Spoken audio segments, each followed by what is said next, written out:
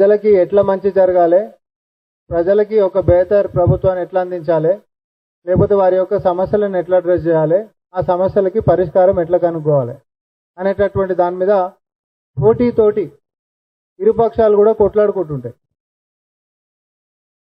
కానీ తెలంగాణ రాష్ట్రంలో మాత్రం నాకు తెలిసి భూప్రపంచం మీద ఎక్కడా లేని విధంగా రాజకీయాలు అనంటే మరీ ముఖ్యంగా ప్రతిపక్షంలో ఉన్నటువంటి రాజకీయ నాయకులకి మేముంటేనే ఈ రాష్ట్రం ఉండాలి, మేము అధికారంలో లేకపోతే ఈ రాష్ట్రం సర్వనాశనం అయిపోవాలి అనేటటువంటి ఒక దురుద్దేశంతో వాళ్ళు చేస్తున్నటువంటి వికృత చేష్టలని కొన్ని నేను మీ ముందు కూర్చోబోతున్నా. ప్రతిపక్షంలో ఉన్నటువంటి హరీష్ రావు గారు ఈ మధ్యకాలం మనం చూస్తా ఉన్నాం, ఎల్లినోటటువంటి కరువు రాబోతుంది, రైతులందరూ కూడా కాస్త ఇబ్బంది జరగబోతుంది, దీని నుంచి ఎట్టి పరిస్థితుల్లో మనందరం గట్టెక్కాలనేటటువంటి అంకిత భావంతో గౌరవనీయులు ముఖ్యమంత్రి వర్యులు రేవంత్ రెడ్డి గారు వాళ్ళకి ఆల్టర్నేట్ క్రాప్స్ అయినా లేకపోతే ఉచిత సీడ్స్ అయినా ఏ రకంగా రైతులకు మనకు మంచి జరగాలనేటటువంటి ఆలోచన అధికార పక్షం చేస్తుంటే ఈ రాష్ట్రం సర్వనాశనం అయిపోవాలి, మేము లేనప్పుడు ఇది ఎవరికి దక్కొద్దు, కాబట్టి ఇది ఎట్టి పరిస్థితులలో కూడా రైతులు అనేటటువంటి వాళ్ళు ఏడవాలి, ఏడుస్తేనే ప్రభుత్వం మీద వ్యతిరేకత వస్తుంది, ఆ వ్యతిరేకత వచ్చినప్పుడే మాకు లాభం జరుగుతుంది, ముఖ్యమంత్రి రేవంత్ రెడ్డి గారికి నష్టం జరుగుతుంది అనేటటువంటి దురుద్దేశంతో కని విని ఎరగని రీతిలో క్షుద్ర పూజలకు పాల్పడ్డటువంటి ఒక దరిద్రపు రాజకీయం ఈరోజు హరీష్ రావు గారు చేసిండ్రు. తాంత్రిక పూజలు, క్షుద్ర పూజలు చెప్తుంటే నాకే అసలు గలీజ్గా అనిపిస్తుంది. ఏ సమాజంలో బతుకుతున్నాం? ప్రపంచం ఎటుపోతుంది? మన యొక్క ఆధునిక తరంలో మనం భవిష్యత్తును నిర్మాణం చేసుకునేటటువంటి ప్రణాళిక వేసుకొని ముందుకు పోవాల్సినటువంటి నేడు తాంత్రిక పూజలు చేసి మరి ప్రజలు మొత్తం సర్వనాశనం కావాలి, రాష్ట్రం సర్వనాశనం కావాలి, తద్వారా అధికార పక్షం ఈరోజు నష్టపోవాలి, రాజకీయంగా వాళ్ళు ఓడిపోవాలనేటటువంటి దాంతో. ఎందుకంటే ప్రతిపక్షాలు లేకుండి అనేక రకాల అబద్ధాలు మా మీద వేసిన, బట్టగాల్చి మా మీద వేసిన, పనికిరాని ఛాలెంజ్లు చేసిన మా యొక్క పరిపాలనతో మేము తిప్పికొడుతున్నటువంటిది తట్టుకోలేక హరీష్ రావు గారు 2 మార్చ్ 2026 తిరుచిరపల్లి, మళ్ళా 31 మే 2025 నుంచి 1 జూన్ 2026 దాకా శివమొగ్గ అని అంటాం, జయ అఘోర కాళీ తాంత్రిక పూజలు చేసేటటువంటిది. ఎందుకంటే అక్కడ తాంత్రిక పూజలకు ప్రసిద్ధిగాంచినటువంటిది అది. తాంత్రిక పూజలు ఓడి చేస్తాడు. మళ్ళా 2/6/2026 తిరుచిరపల్లి, మళ్ళా 23/7/2026 మళ్ళా శివమొగ్గ. ఇన్నిసార్లు ఇన్ని రోజులు అక్కడ తాంత్రిక పూజలు హరీష్ రావు గారు దేనికోసం చేసినావు? సూటి ప్రశ్న.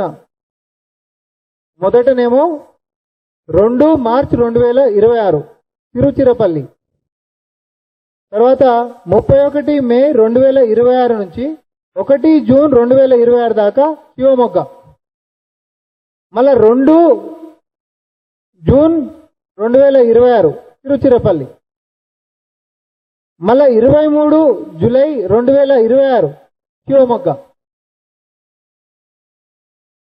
తాంత్రిక పూజలకి ప్రసిద్ధిగాంచిన శివమొగ్గ తిరుచిలోని జయగోరి కాళీ, తిరుచిలోనేమో తిరుచిరపల్లినేమో జయగోరి కాళీ, తాంత్రిక పూజలకి ప్రసిద్ధిగాంచినటువంటిదేమో శివమొగ్గ, మనం శివమొగ్గ అని కూడా అంటారు దాన్ని. కొన్ని నెలలుగా క్షుద్ర పూజలు చేయాల్సినటువంటి అవసరం హరీష్ రావు గారికి ఏమొచ్చింది? తాంత్రిక పూజలు చేయాల్సినటువంటి అవసరం హరీష్ రావు గారికి ఏమొచ్చింది? అక్కడికి ఎందుకు పోయారు? ఏం పూజలు చేసిండ్రు? దేనికోసం పూజలు చేసిండ్రు? ఎవరి మీద పూజలు చేసిండ్రు? ఎవరికి నష్టం జరగాలని చెప్పి మీరు ఈరోజు మరి క్షుద్ర పూజలు చేసి ఇంత దరిద్రం ఏంటిది అసలు? విననీక కూడా సిగ్గుగా అనిపిస్తుంది మనకు. ప్రజలు మొత్తం సర్వనాశనం కావాలని చెప్పి, సర్వనాశనం అయితేనే ఈ ప్రభుత్వం మీద వ్యతిరేకత వస్తుందని చెప్పి, ఇట్లాంటి నీచం ఘోరం ఇంకోటి ఏమైనా ఉంటుందా? రాజకీయ కుతంత్రాలు పనిచేస్తలేవని చెప్పి ఈరోజు తాంత్రిక పూజలకి పాల్పడుతున్నటువంటి ఒక దుశ్చర్యకి హరీష్ రావు గారు పాల్పడ్డారంటే ఇంతకు మించినటువంటి నీచం దరిద్రం ఇంకోటి ఏమైనా ఉంటుందా? ఎవరైనా వర్షాలు రావాలని చెప్పి హోమాలు చేసేటోళ్ళని చూసినాం, వర్షాలు రావద్దు కరువు రావాలని చెప్పేసి ఇట్లా తాంత్రిక పూజలు చేసేటోళ్ళని ఇప్పుడే చూస్తున్నాం. దీనికి ఒక ఉదాహరణ కూడా చెప్తా. హరీష్ రావు గారికి బాగా దగ్గరైనటువంటి ఒక వ్యక్తి ఈ మధ్యకాలంలో డిబేట్లో కూడా ఆయన మాట్లాడినటువంటి ఒకసారి నేను ప్లే చేస్తాను. ఆడు పెడతా వస్తలేదా? అది వస్తుంది, దగ్గర పెడతా.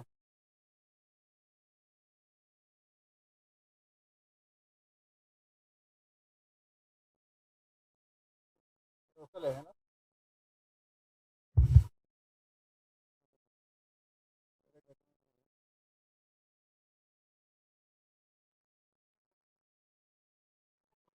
వస్తుందా?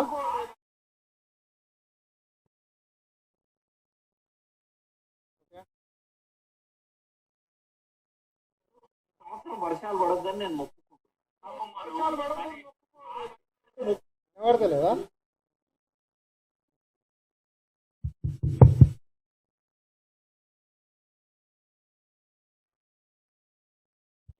వర్షాలు పడొద్దని నేను మొక్కుకుంటున్నా. మొక్కుకుంటాను ఇప్పుడు ఇంకోసారి భరత్ గారు, ఈ సంవత్సరం వర్షాలు పడొద్దని నేను మొక్కుకుంటున్నా. వర్షాలు పడొద్దని మొక్కుకుంటాను. ఇప్పుడు ఏం మాట్లాడిండో విన్నారా? వర్షాలు పడొద్దు అని చెప్పి దేవుని లైవ్ టీవీలా ఏదో సీక్రెట్ గా 4 రూమ్లలో కూర్చొని మాట్లాడుకున్నది కాదు.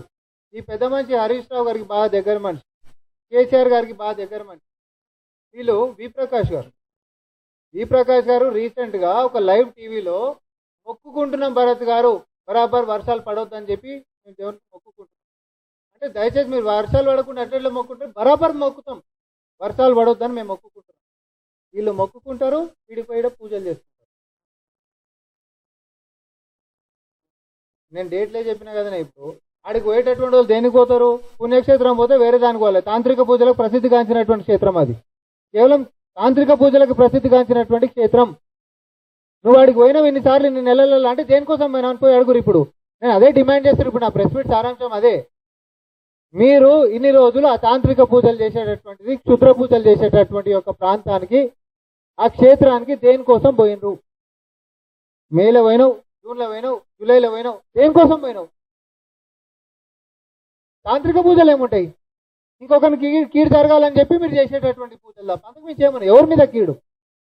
ఈ మధ్యకాలం మన రాజకీయం చూసినాం మనం. వర్షాలు పడవు రేవంత్ రెడ్డి ఫెయిల్ అయిపోతాడు అని చెప్పి అంకిత భావంతో, ప్రజల మీద ఇష్టంతో, ప్రజలు బాగుండాలనేటటువంటి సంకల్పంతో పాలనను అందిస్తున్నటువంటి రేవంత్ రెడ్డి గారికి ఇట్లాంటి క్షుద్ర పూజలో, ఇట్లాంటి నీచులో, లేకపోతే దుర్మార్గులో అడ్డం పడితే ఆగేటటువంటిది కాదు. ఆ భగవంతుడే తోడుంటాడు ఆయనకి. కాబట్టే ప్రకృతి సహకరించింది. ఈరోజు నిండుకుండా లెక్క ఎల్లంపల్లి నిండింది. నిండితే నీళ్ళు ఏం చేసుకోవాలని తెలియక మళ్ళీ కిందికి పోతున్నటువంటి పరిస్థితి. నువ్వు కట్టినటువంటి కాళేశ్వరం మేడిగడ్డ అని చెప్పి మాట్లాడింది. అంతకంటే ముందు కూడా ఒక 2 నెలల ముంగటనేమో పోయి ఎస్ఆర్ఎస్పి నీళ్ళది ఉన్నటువంటి నీళ్ళ కాడ పోయి ఇక చూడండి మేడిగడ్డకే నీళ్ళు ఎట్లా వస్తాయని చెప్పి చెప్పిండు. మనం ఎక్స్పోజ్ చేసినాం దాన్ని. ఈ విషయమే కాదు, హరీష్ రావు గారికి మొదటి నుంచి కూడా మీరు తీసుకోండి. రుణమాఫీ దాంట్లో నేను రాజీనామా చేస్తా, ఏకకాలంగా మీరు చేస్తాను. చేసిండా? చేయలే. తర్వాత మైన్స్ కి సంబంధించి ఫీల్డ్ విజిట్ సర్టిఫికేట్ కి సంబంధించి మేమే తీసుకొని వచ్చినాం అని అన్నారు. కేంద్ర మంత్రి కిషన్ రెడ్డి గారే స్పష్టతనిచ్చారు. మేము చెప్పిన ఆధారాలతోటి నీ హ్యాండ్లోనే ఉన్నటువంటి నిబంధన అది, మా మీద ఆపాదించి మాట్లాడతావు కొంచెం మన బుద్ధి లేకుండా అని చెప్పి ఆడ తోక ముడిచి పారిపోయిండు. తర్వాత మన సంక్షేమానికి సంబంధించినటువంటి దాంట్లో ఒక అవకతవకలు జరిగిన ఇట్టి ఊపిండు. ఊపేసేస్తే 2014 నుంచి మీరు అధికారంలో వచ్చినప్పటి నుంచి ఇప్పటిదాకా అదే సంక్షేమాల మీద విచారణకు మేము ఆదేశిస్తాం, ఫిర్యాదు చేయండి అంటే ఒక్కడన్నా ముంగడికి వచ్చిండా? ఫిర్యాదు ఎందుకు చేయలే? తోక ముడిచి పారిపోయారు ఆడికించి కూడా. ఇది ఇట్లా ఉంటే పిల్లలకు సంబంధించి పుల్లలు పెడదామని చెప్పి చూసి ఎట్లయితే విద్యార్థులు ఈ టీఆర్ఎస్ నాయకుల యొక్క నీచపు బుద్ధి ఎట్లుంటుందంటే, తను ప్రేమించినటువంటి అమ్మాయి నిరాకరిస్తే చేతిలో యాసిడ్ బాటిల్ పట్టుకొని తిరిగే సైకోగాలు ఉంటారు కదా, నాకు దక్కంది ఇంకొకరికి దక్కొద్దు అని చెప్పి. సేమ్ అధికారంలో మేము లేకపోతే రాష్ట్రం సర్వనాశనం అయిపోవాలనేటటువంటి దురుద్దేశంతో ఆ సైకోల లెక్క ఈరోజు శుద్రపూజలు చేస్తున్నటువంటి పరిస్థితి ఉంది. ఇన్నిసార్లు నువ్వు దేనికోసం పోయినావు ఆ క్షేత్రానికి చెప్పు? అక్కడ మంచి జరిగేది అయితే ఏం కాదు, ఎవరికి ఈడెంచుకొని పోయినావు? ఇవన్నీ రేపు పొద్దున వీళ్ళ దగ్గరికి పోతే కూడా పాపం చుట్టుకునేటటువంటి విషయం ప్రజలు గమనించుకోవాలి. వీళ్ళ ఉద్దేశం మంచిది కాదు, వీళ్ళ బుద్ధి మంచిది కాదు, వీళ్ళ నీతి మంచిది కాదు, వీరి పరిపాలన కూడా మంచిది కాదు. మనకు చెప్తుంది ఇది పిల్లల మధ్యలో తాకులాటలు పెట్టనీకి. ఎందుకంటే గతంలోనంటే కిరోసిన్ దొరికింది, అగ్గిపెట్టెలు దొరకలేవు కొంతమందికి.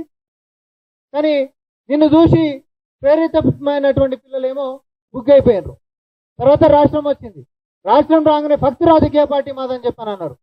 మళ్ళీ గవే ఆత్మహత్యలు జరిగినాయి తప్ప వాళ్ళ జీవితాలలో వెలుగులు నింపినటువంటి పాలన వాళ్ళకి ఎవరైనా చేసిండ్రా? ఇక్కడ రైతులలో పుల్లలు పెడదామని వాళ్ళు ఏదో వాళ్ళని రెచ్చగొడితే చచ్చిపోతారేమో అనుకొని హరీష్ రావు గారు కుట్రలు చేస్తుండ్రు.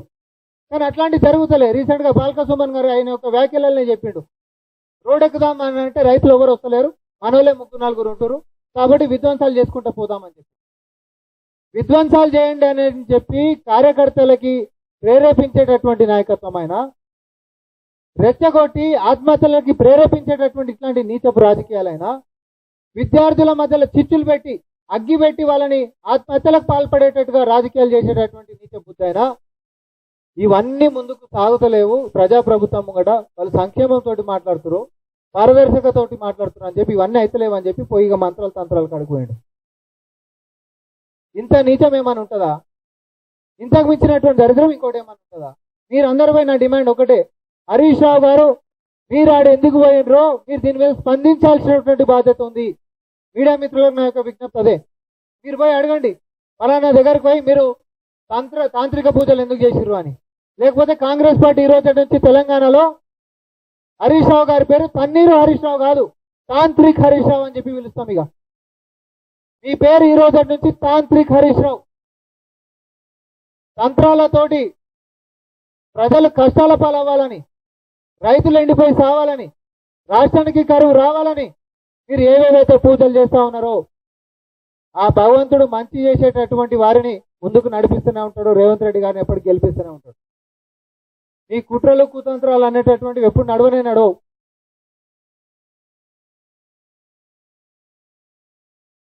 ప్రజలల్లా ఈరోజు ఫస్ట్ మీరు ప్రశ్నలు అడిగితే ఆయన దేనికోసం పోయిండో చెప్తారు. ఎందుకంటే బీఆర్ఎస్ పార్టీ కార్యకర్తలలో కూడా ఇప్పుడు అనుమానం వస్తుంది, రాష్ట్రం బాగుండాలని బాగోకుండా ఉండాలని చెప్పి పోయినటువంటిదా, లేకపోతే వాళ్ళ పెద్ద సార్దా, ఎవరిదా అనేటటువంటిది ఆయన చెప్పాలి మీడియా ముందుకు వచ్చి. దేనికోసం పోయిండు, ఎవరి కోసం పూజలు చేసిండు, ఎవరికి చెడు జరగాలని చెప్పి పూజలు చేసిండు, చర్చ ఇది. కాబట్టి మీరు ఎన్ని దుష్ప్రచారాలు చేసినా, అగ్గి పెట్టి ప్రజల మధ్యలో చిచ్చు పెట్టి వాళ్ళని చంపుకునేటట్టు చేసి ఆత్మహత్యలు చేసుకునేటట్టు వాళ్ళని ప్రేరేపితం చేసేటటువంటి కుట్రలు మొత్తం భగ్నమవుతున్నాయి. కాబట్టి కుతంత్రాలు అనేటటువంటి చెల్లుబాటు అవుతలేవు. కాబట్టి ఈరోజు మంత్రాలతోటి ఇట్లాంటి తంత్రాలతోటి ముందుకు పోయేటటువంటి నీచపు బుద్ధికి హరీష్ రావు గారు వచ్చింది. దీని మీద మీరు స్పందించాలి.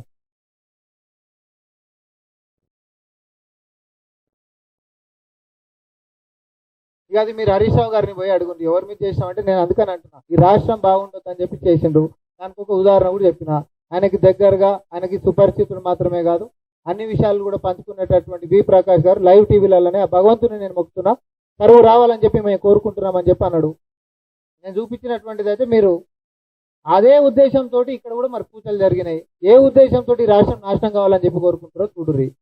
ఇట్లా తంత్రాలకు దగ్గర ఉండేటటువంటి వాళ్ళకి మనుషులు గిట్ట దగ్గర పోయినా కూడా ఆ పాపం మనకు చుట్టుకుంటుంది. అది మనకు కానీ, మన ఇంటికి కానీ, మన రాష్ట్రానికి కానీ మంచిది కాదు. అట్లాంటి వ్యక్తులను ఎంత దూరం పెడితే అంత మంచిది. నేను అందే అన్నా కదా, ఇప్పుడు లోక కళ్యాణం కోసం హోమాలు చేసి అడ్డం పడేటటువంటి రాక్షసుల యొక్క చరిత్రలు చూసినాం, మనం చదివినాము, చూసినాము, సినిమాలలో కూడా అదే ఉంటుంది కదా. కానీ సద్బుద్ధితోటి ముందుకు నడుస్తున్నటువంటి ఒక నాయకత్వాన్ని మీరు ఈరోజు కూలగొట్టాలనుకుంటే మీ యొక్క కపట రాజకీయాలతో అయితలేదు. కాబట్టి ఈరోజు తంత్రాలు దాకపోయారు. కానీ ఆ భగవంతుడు ఎప్పుడు కూడా మంచి దిక్కు ఉండేటోళ్ళు, ప్రజలకు మంచి చేసేటోళ్ళ దిక్కు నిలబడతాడు. అందుకని ఈరోజు బ్రహ్మాండంగా వర్షాలు పడ్డాయి, బ్రహ్మాండంగా ఈరోజు అన్ని రిజర్వాయర్లు కూడా నిండినాయి. ఈరోజు ఎవరికి ఎట్లాంటి కష్టం లేకుంటుంది. ఒక టెక్నికల్ క్లారిటీ కూడా నేను ఇస్తున్నా, నిజంగానే ఆడ ఫస్ట్ ఆఫ్ ఆల్ మనము మేడిగడ్డ కాడ ఎత్తేటటువంటి అవకాశం లేదు, ఎత్తేటటువంటి ఆస్కారం లేదు. గేట్లు బంద్ చేసి ఎత్తేటటువంటి అధికారం కూడా లేదు.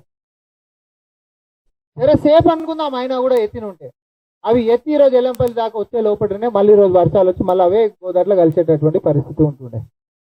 వాళ్ళ హయాంలో జరిగింది కూడా గదే కదా, ఎత్తుడు తోడుడు మళ్ళీ గోదావరిలో కలిపేసేస్తుంది. ఇవన్నీ ఏంటిది అని అంటే ప్రజలని పక్కదారి పట్టించేటటువంటి ఈ నీచపు రాజకీయాలు ఏవైతే బీఆర్ఎస్ పార్టీ చేస్తారో బామర్దులు, పిల్లలని రెచ్చగొట్టేటటువంటి, రైతులను రెచ్చగొట్టేటటువంటి, మహిళలని రెచ్చగొట్టేటటువంటి వీరి మాటలని నమ్మి రేపొద్దున మీరు మోసపోతే పోయేటటువంటి ప్రాణాలు మీవైతాయి. అమాయకులైనటువంటి ప్రజలకి చైతన్యం చేయాల్సినటువంటి బాధ్యత మాది. ఈ కుతంత్రాలు, ఈ కుట్రలు చేసేటటువంటి ఈ కల్వకుంట్ల కుటుంబం ఏదైతే ఉందో, ఈ తాంత్రిక్ హరీష్ రావు ఎవరైతే ఉన్నారో వీరి యొక్క మాటలకి మోసపోవద్దు.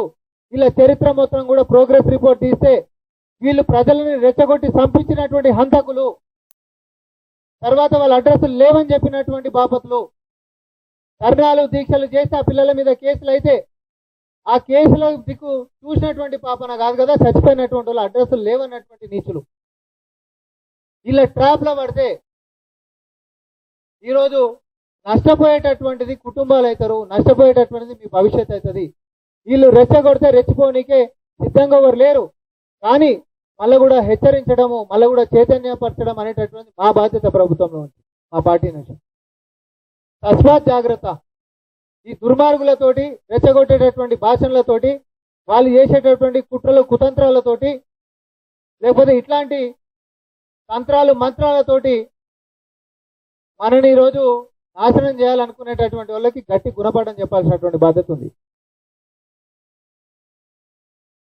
నేను అదే అంటున్నా ఈరోజు నా ఓపెనింగ్ స్టేట్మెంట్, అప్పుడు మీరు రాలే ప్రతాప్ అన్న, నా ఓపెనింగ్ స్టేట్మెంట్ అది. అత్యాధునికంగా ఈరోజు మనం ముందుకు పోయేటటువంటి దాంట్లో రాజకీయ నాయకుడు అయి ఉండి